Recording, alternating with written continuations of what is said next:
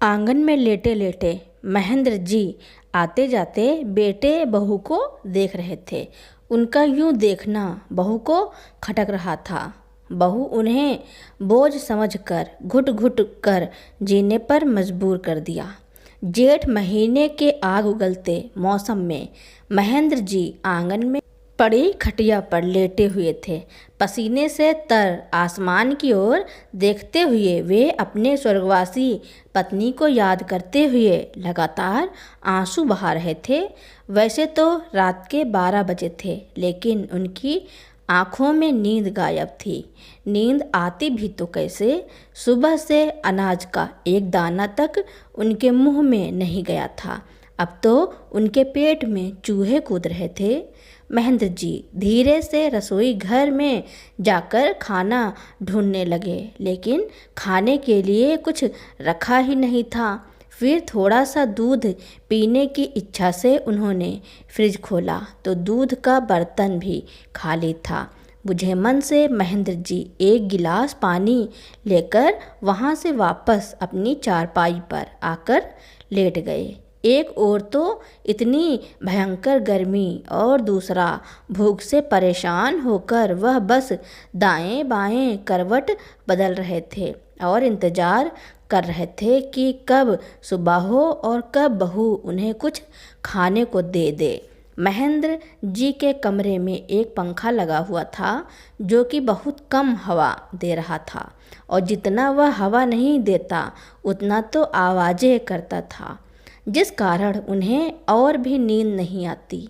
इससे परेशान होकर वह आंगन में चारपाई पर सोते हैं। वहीं दूसरी ओर उनके बेटा बहू अपने कमरे में एसी चलाकर सुकून से सो रहे थे। दरअसल कल रात बेटा और बहू दोनों शादी में गए हुए थे और रात को वहीं से खा पी कर घर लौटे थे। महेंद्र जी के लिए उनकी बहू ने सुबह से बची 2 रोटियां और चटनी रख दी थी और अपने ससुर से यह कहकर चली गई कि चटनी के साथ रोटी खा लेना। अक्सर ऐसा ही होता था। उनकी बहू श्वेता रात की बची हुई रोटियां अपने ससुर को खाने में दिया करती थी, और अब तो महेंद्र जी को इन चीज़ों की आदत भी पड़ चुकी थी। बहू के कहने पर उन्होंने चुपचाप हाँ में सिर हिला दिया और बेटा बहू शादी की दावत खाने चले गए। रात के समय जब महेंद्र जी को भूख लगी तो खाना खाने के लिए वह रसोई घर में गए, लेकिन जैसे ही रोटी निकालने के लिए उन्होंने डिब्बा खोला तो देखा कि रोटी से बदबू आ रही है। चटनी भी बुज्जे छोड़ रही थी। उनकी बहू श्वेता चटनी और रोटी को फ्रिज में रखी ही नहीं थी। इस वजह से गर्मी के कारण दोनों खराब हो चुकी थी। उन्होंने इधर उधर नज़र दौड़ाई, खाने को कुछ नहीं दिखा। रात के करीब 12 बजे बेटा बहू शादी से घर वापस लौटे, लेकिन महेंद्र जी की इतनी हिम्मत नहीं हो सकी कि वह अपनी बहू से खाना बनाने के लिए कहें या फिर खुद बना लें। इसलिए वे चुपचाप अपनी चारपाई पर लेटे रहे और बेटा बहू अपने कमरे में सोने चले गए। लेकिन जैसे जैसे रात बीत रही थी, महेंद्र जी की भूख बढ़ती जा रही थी। भूख से तड़पते हुए उनकी आंखें लग गई और सुबह कुकर की सीटी बजने के साथ उनकी आंखें खुली। चारपाई से उठकर देखा तो उनकी बहू श्वेता रसोई में खाना बना रही थी। खाने की खुशबू से महेंद्र जी की भूख और तेज हो गई। दिल को एक संतुष्टि भी मिली कि चलो अब थोड़ी देर में स्वादिष्ट खाना खाने को मिलेगा।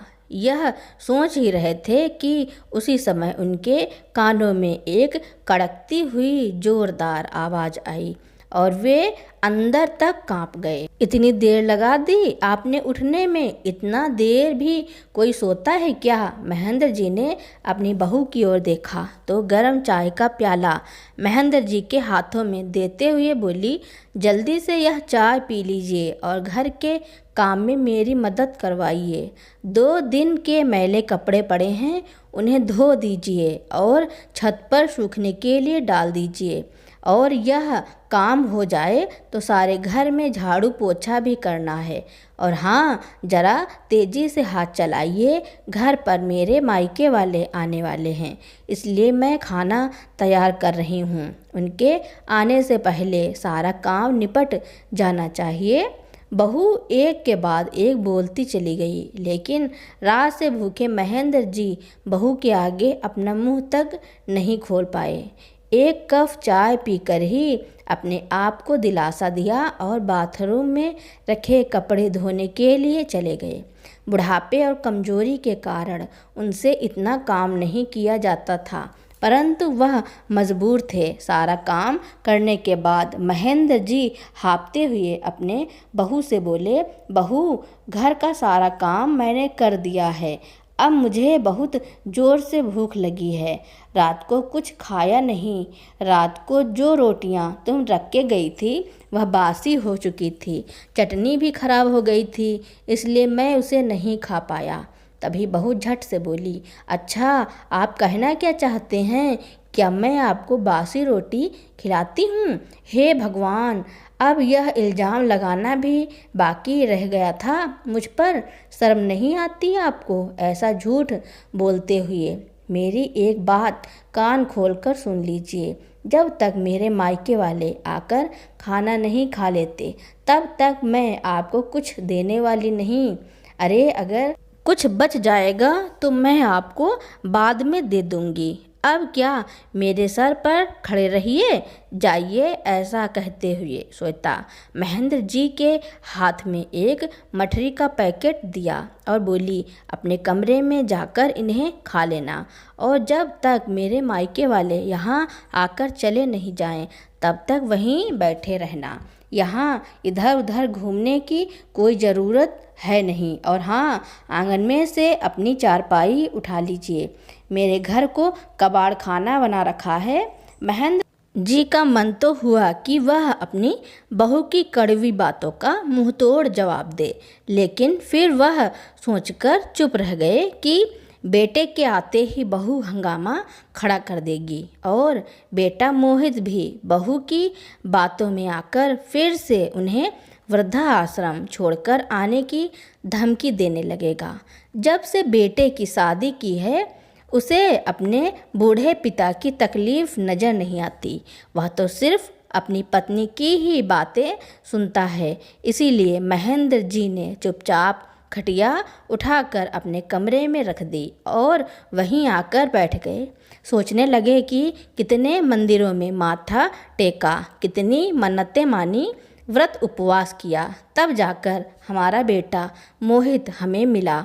और हम लोग तो यही सोचते थे कि बुढ़ापे में हमारा बेटा हमारी लाठी बनेगा, लेकिन उसे अपनी पत्नी के अलावा ना तो कुछ दिखाई देता है और ना ही उसकी बातों के अलावा कुछ सुनाई देता है। कभी एक पल भी निकालकर मेरे पास बैठकर इतना तक नहीं पूछा कि पापा, आपकी तबीयत कैसी है, खाना खाया या नहीं। अब तो जब भी मुंह से कुछ बोलता है बस आग ही उगलता है।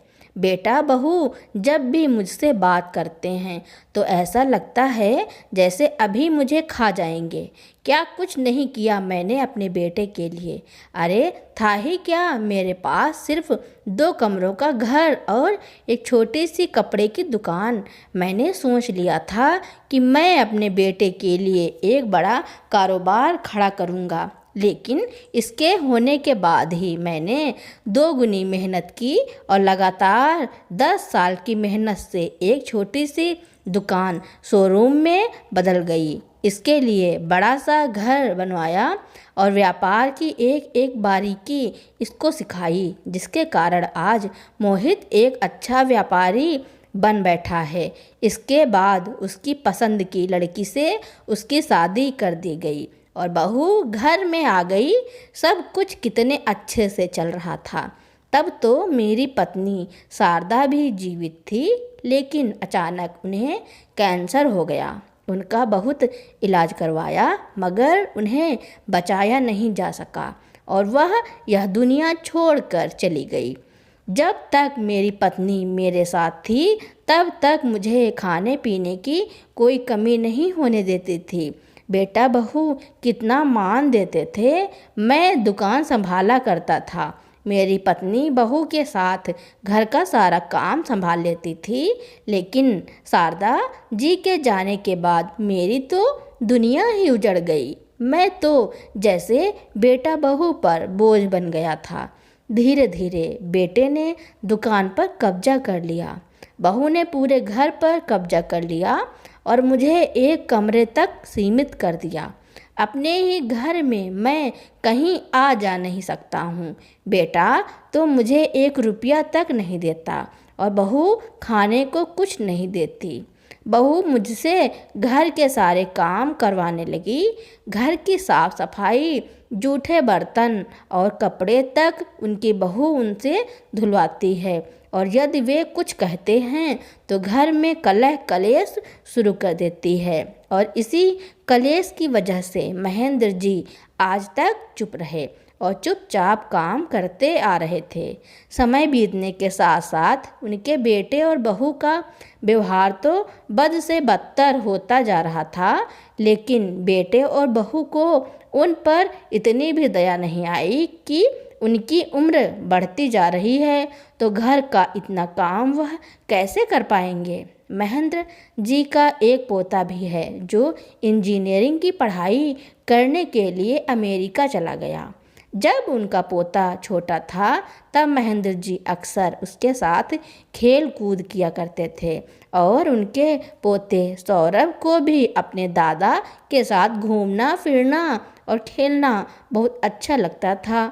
अक्सर दादाजी कभी उसे पार्क में घुमाने ले जाया करते थे तो कभी बाजार में। दादा पोते में प्यार इतना था कि जब तक रात में अपने दादाजी से वह कहानी नहीं सुन लेता था तब तक उसे नींद नहीं आती थी। स्कूल से आने के बाद सौरभ अपने स्कूल की सारी बातें अपने दादाजी के साथ किया करता था। सौरभ बड़ा होकर इंजीनियर बनना चाहता था, इसलिए स्कूल खत्म होते ही माता पिता ने उसे पढ़ने के लिए अमेरिका भेज दिया। और जब से सौरभ पढ़ाई करने के लिए अमेरिका गया था तब से महेंद्र जी बिल्कुल अकेले रह गए थे, क्योंकि एक उनका पोता ही था जो उनके संग बात करके महेंद्र जी अपना सारा गम भूल जाया करते थे। सौरभ ही अपने दादा की दवाई और खाने पीने का ध्यान रखता था। यह सारी बातें जब महेंद्र जी सोच ही रहे थे तभी अचानक दरवाजे की घंटी बजी और वह अपनी यादों के समुंदर से बाहर आ गए। वह समझ गए कि बहू के मायके वाले आ चुके हैं, लेकिन उन्हें बाहर निकलकर कुछ देखने की इजाज़त नहीं थी। बाहर से खूब हंसी ठिठोली की आवाज़ आ रही थी और ज़ोर शोर से नाश्ता पानी चल रहा था। रात से भूखे महेंद्र जी अपने कमरे में बैठे बैठे इंतज़ार कर रहे थे कि कब बहू के मायके वाले खाना खाएं तो उन्हें कुछ खाने को मिले। बहू के मायके वाले को आए 3 घंटे हो चुके थे। अब लोगों के लिए डाइनिंग टेबल पर खाना लगाया जा चुका था और सब उंगलियां चाट चाट कर खाना खाने लगे। उधर महेंद्र जी पानी पीकर अपनी भूख मिटाने की नाकाम कोशिश कर रहे थे। अब तो पानी भी खत्म हो चुका था, इसलिए पानी लेने के लिए जैसे ही वह अपने कमरे से बाहर रसोई में गए तब रसोई में खड़ी हुई बहू की माँ अपनी बेटी से बोली, अरे श्वेता, तू अपने ससुर से कुछ काम करवाती है या नहीं, या दिन भर पड़े पड़े खाते ही रहते हैं। श्वेता ने कहा, नहीं माँ, आप भी कैसी बातें करती हैं। अब यह बूढ़े हो चुके हैं, ज़्यादा नहीं लेकिन थोड़ा बहुत काम तो करवा ही लेती हूँ, नहीं तो मैं बैठे बैठे मुफ्त में खाना थोड़ी खिलाऊंगी। बातें करते हुए दोनों हंसने लगी और बाहर चली गईं। महेंद्र जी रसोई में खड़े खड़े अपनी बहू और समधन जी की बातें सुन रहे थे। उनके शब्द उनके दिल में तीर की तरह चुभ रहे थे और आंखों से आंसू बहते जा रहे थे। मन ही मन सोच रहे थे कि दिल तो करता है कि अभी बोल दूं कि मैं तुम लोगों की कमाई नहीं खाता हूँ। यह दुकान, यह बड़ा सा घर, सब कुछ मेरा खरीदा हुआ है। सोचते सोचते महेंद्र जी के हाथों से पानी का गिलास गिर गया और रसोई में चारों तरफ पानी फैल गया। गिलास गिरने की आवाज़ से बहू भागी भागी आई और रसोई में चारों तरफ पानी गिरा देखकर जोर से चिल्लाते हुए बोली, आपको एक बात समझ में नहीं आती? जब मैंने आपको रसोई में आने से मना किया था, फिर क्यों आए? पूरी रसोई गंदी कर दी। चलिए अब जल्दी से साफ कीजिए। बहू का इस तरह से ज़ोर ज़ोर से चिल्लाना क्या कम था कि बेटा भी पीछे से चिल्लाता हुआ आया। पापा, जब श्वेता ने आपको यहाँ आने से मना किया था तो फिर रसोई घर में क्यों आए? अरे, पूरे घर में इधर उधर घूमना क्या ज़रूरी है? एक जगह पर बैठा नहीं जाता आपसे। सारा मज़ा खराब कर दिया। ऐसे कहते हुए बेटा बहू पैर पटकते हुए चले गए। भूखे रहने का दर्द इतना नहीं था जितना अपने ही बच्चों से जिल्लत भरी बातें सुनने का दर्द था। आज महेंद्र जी पूरी तरह टूट चुके थे। भरी आंखें लिए कांपते हाथों के साथ उन्होंने रसोई साफ की और नज़रें झुकाए वह अपने कमरे में चले गए और अपनी किस्मत पर फूट फूट कर रोने लगे। खाना खाने के बाद सभी लोग चले गए। महेंद्र जी अभी तक अपने खाने का इंतज़ार कर रहे थे कि बहू कुछ खाने को दे दे, लेकिन बहू तो रसोई बंद करके अपने कमरे में जाकर लेट गई। महेंद्र जी बहू को आवाज़ देते हुए बोले, बेटा कुछ खाने को दे दे, बहुत भूख लगी है। तो बेटा बहू दोनों ही गुस्से में चिल्लाते हुए बोले, मेहमान के सामने हमारी बेइज्जती कर दी आपने। आज आपको कुछ नहीं मिलेगा। अगर चुपचाप घर पर रहना है तो रहो, नहीं तो इस घर से चले जाओ। हमें आपकी कोई ज़रूरत नहीं है। अपने बेटे की यह बात सुनकर महेंद्र जी अंदर तक पूरी तरह से टूट चुके थे। उन्हें समझ में नहीं आ रहा था कि क्या करें, कहाँ जाएं, लेकिन अब यह अपमान भी उनके बर्दाश्त से बाहर हो रहा था। बैठे बैठे उन्हें कुछ याद आया और उन्होंने अपना संदूक खोला। संदूक में उनके पुराने पर्स में कुछ पैसे रखे हुए थे। वह पैसे निकालकर उन्होंने अपने अंगोछे में बांधे और अपनी छड़ी उठाकर बाहर की ओर चल दिए। बेटे बहू ने उन्हें जाते हुए देखा, लेकिन किसी ने रोककर इतना नहीं पूछा कि पापा कहाँ जा रहे हैं। महेंद्र जी के पास कुल 1000 रुपये थे। चलते हुए वह सोचते जा रहे थे कि इन 1000 रुपयों से क्या कर सकते हैं। भूख भी बहुत जोर की लगी थी, इसलिए उन्होंने सबसे पहले 100 रुपये से एक छोटे से ढाबे पर खाना खाया और पेट की भूख शांत की। महेंद्र जी शुरू से ही एक सफल व्यापारी थे। वह बूढ़े जरूर हो चुके थे, लेकिन दिमाग अब भी व्यापारी वाला था। बाकी के बचे 900 रुपये हाथ में लेकर सोचने लगे कि ऐसा क्या किया जाए जिससे भूखे पेट सोना न पड़े। बहुत सोच विचार करने के बाद उन्होंने बचे हुए पैसे से कुछ फल खरीदे और स्टेशन के बाहर जाकर आने जाने वालों को फल बेचने के लिए खड़े हो गए। काफ़ी देर तक फल खरीदने के लिए कोई नहीं आया। गर्मी में खड़े खड़े वह पसीने से भीग चुके थे, लेकिन फिर भी उन्होंने हौसला बनाए रखा। धीरे धीरे उनके फल बिकने लगे। शाम होते होते सारे फल बिक गए। उन्हें 200 रुपये का फ़ायदा हुआ।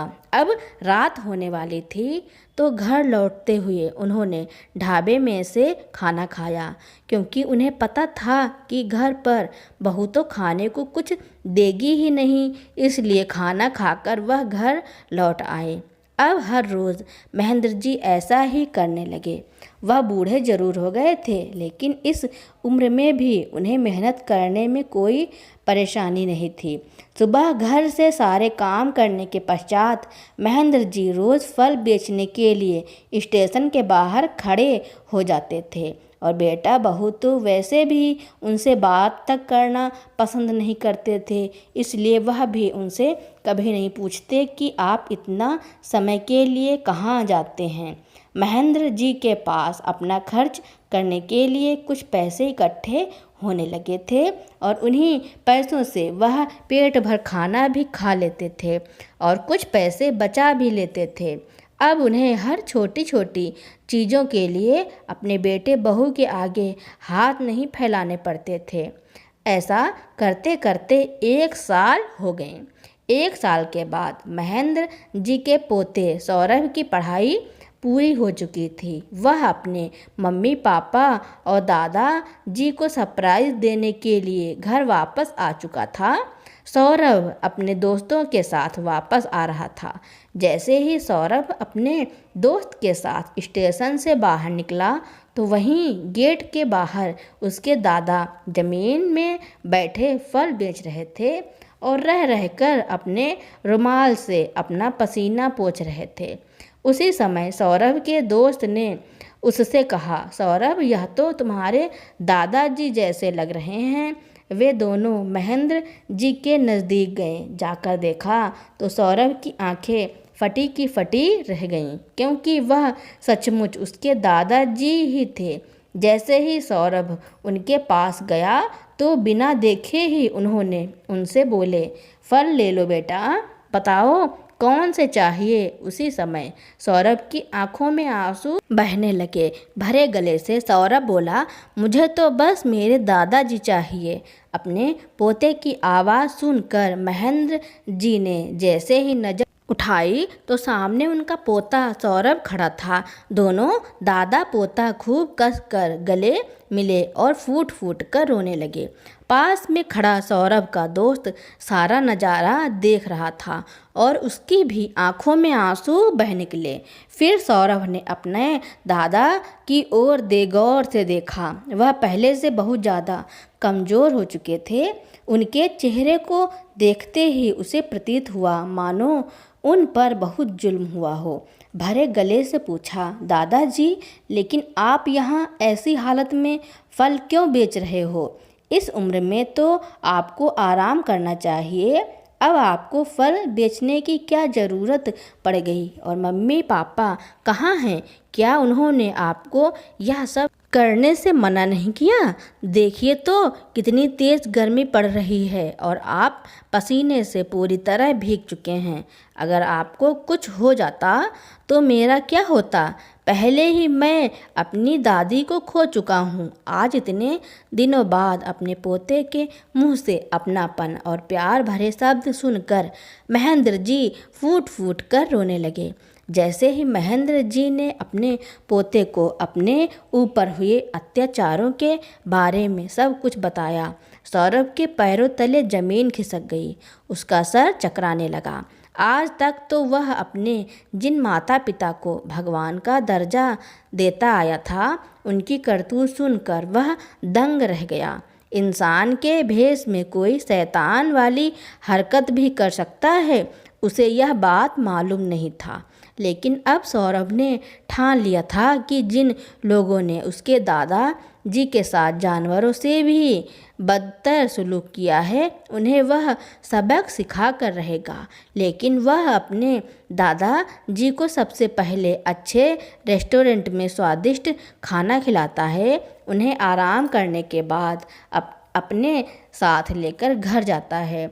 अपने दादा जी को घर के बाहर बरामदे में बैठाकर दरवाजे का बेल बजाता है, तो दरवाज़ा खोलने पर अपने सामने अपने बेटे को खड़ा देखकर उसकी माँ बहुत ही खुश हो गई और बोली, अरे बेटा, तुमने बताया नहीं कि तुम वापस आ रहे हो।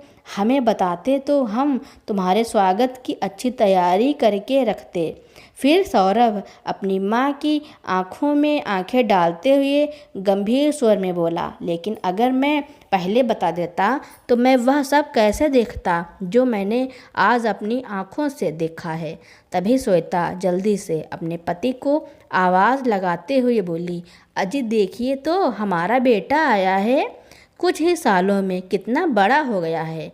आंखों में खुशी के आंसू लिए जैसे ही श्वेता अपने बेटे को गले लगाती है, तभी सौरभ ने अपनी माँ का हाथ पीछे झटक दिया और बोली, माँ, पहले मुझे बताओ कि दादाजी कहाँ हैं? वह घर में नज़र क्यों नहीं आ रहे हैं? ऐसा कहते हुए सौरभ अपने दादाजी के कमरे में गया, लेकिन दादाजी वहाँ नहीं थे। वह तो उसे भी मालूम था, बस वह अपने माता पिता के सामने नाटक कर रहा था। तभी श्वेता घबराई सी उसके पीछे पीछे आने लगी और फीकी सी हंसी में बोली, अरे बेटा, तुझे तो मालूम है तेरे दादाजी कुछ काम धाम तो करते नहीं हैं, बस सारा दिन खाते पीते रहते हैं और अपने कमरे में पड़े पड़े बोर होते रहते हैं। इसलिए हमने उन्हें कहा कि कभी कभार बाहर भी चले जाया करो, नहीं तो हड्डियां जाम हो जाएंगी। अपनी माँ के मुंह से ऐसी बातें सुनकर सौरभ की हैरानी का ठिकाना न रहा। अब सौरभ अपनी दादी को घर के अंदर बुलाता है तो उसके बेटा बहू उन दोनों को एक साथ देखकर हक्के बक्के रह गए। तभी श्वेता ने हड़बड़ाते हुए अपने बेटे से पूछा, अरे बेटा, तुम्हें दादाजी कहाँ मिले? तो सौरभ अपने चेहरे पर नफरत लिए अपनी माँ की ओर देखते हुए बोला, आपने तो मुझे सही ढंग से बताया नहीं कि दादाजी कहाँ गए, लेकिन मैंने अपने दादाजी को ढूंढ लिया। तो बेटे की बात सुनकर दोनों माता पिता उससे नज़रें चुराने लगे। तो सौरभ बोला, शर्म आती है मुझे आप दोनों को अपने माता पिता कहते हुए। कितने एहसान फरामोश लोग हैं आप, झूठ पर झूठ बोलते जा रहे हैं। क्या आप जानते हैं, कल मैंने स्टेशन के बाहर अपने दादा को फल बेचते हुए देखा। अगर मैंने यह सब ना देखा होता तो मेरे सामने आपकी असलियत नहीं आती। कहा जाता है कि औरतें नरम दिल की होती हैं, लेकिन आप एक औरत होकर अपने पिता समान इंसान के साथ ऐसा व्यवहार कर रही हैं। और पापा, आप अपने पिता को सताकर आपको तो नरक में भी जगह नहीं मिलेगी। एक बेटा होते हुए भी आप अपने बूढ़े पिता की तकलीफ़ नहीं समझ पाए। कल को अगर यही सलूक मैं आपके साथ करूँगा तो आपको कैसा लगेगा? और आप शायद यह भूल गए थे कि यह बड़ा सा घर और दुकान जिस पर आप कब्जा करके बैठे हैं, वह सब मेरे दादा का है। और उन्हीं पिता को आपने रात की बची हुई सूखी रोटी खिलाई, उनके कमरे में एक पंखा तक नहीं लगवाया। ऐसा सलूक तो कोई अपने घर के नौकर के साथ भी नहीं करता, जैसा आपने अपने पिता के साथ किया है। इस बात की सज़ा तो आपको मिलनी ही चाहिए। उसी समय पुलिस इंस्पेक्टर घर पर पहुंच गए। तभी सौरभ बोला, यहाँ आने से पहले हमने आप लोगों के खिलाफ पुलिस स्टेशन में रिपोर्ट लिखवा दी है। इंस्पेक्टर को देखते ही बेटा और बहू दोनों महेंद्र जी के सामने हाथ जोड़कर खड़े हो गए। हमें माफ़ कर दीजिए पिताजी, हमसे बहुत बड़ी गलती हो गई, आइंदा ऐसा कभी नहीं होगा। उसी समय एक जोरदार चटाक की आवाज़ आई और अपने गाल पर पड़े तमाचे के कारण मोहित जमीन पर गिर गया। तभी महेंद्र जी बोले, अरे ऐसी औलाद से तो बे औलाद रहना ज़्यादा बेहतर है। इन दोनों को ले जाइए इंस्पेक्टर साहब। पिता के मुंह से यह बात सुनते ही दोनों माफ़ी मांगने लगे। जैसे ही पुलिस वाले उन्हें ज़बरदस्ती बाहर की ओर ले जाने लगे, तभी महेंद्र जी ने देखा कि उनके पोते सौरभ की आंखों में आंसू थे। उसी समय वे बोले, इंस्पेक्टर साहब, मैं अपनी कंप्लेन वापस लेता हूँ, इन दोनों को छोड़ दीजिए। इसके बाद इंस्पेक्टर ने दोनों को चेतावनी देते हुए छोड़ दिया। हिदायत देते हुए इंस्पेक्टर चले गए और सौरभ अपने दादाजी के गले लग गया। उस दिन के बाद से महेंद्र जी के बेटा बहू उनका खूब अच्छे से ख्याल रखने लगे। उनकी हर छोटी बड़ी ज़रूरत और खाने पीने का ध्यान बहुत अच्छे से रखने लगे। अब महेंद्र जी अपने घर बहुत शान से रहते और हर पल अपने पोते को दिल से आशीर्वाद देते नहीं थकते थे। अब उनकी ज़िंदगी बहुत अच्छे से बीत रही थी। तो दोस्तों, सौरभ ने अपने दादाजी का सम्मान बचाने के लिए जो किया उसके बारे में आपका क्या कहना है, और यह कहानी आपको कैसी लगी कमेंट में ज़रूर लिखना। मेरी कहानी सुनने के लिए आपका बहुत बहुत धन्यवाद। ऐसी ही कहानियाँ सुनने के लिए मेरे चैनल को लाइक, कमेंट, शेयर, सब्सक्राइब एवं बेल आइकन का बटन दबाना ना भूलना, ताकि मेरी नई नई कहानियाँ आप तक पहले ही पहुँचती रहें।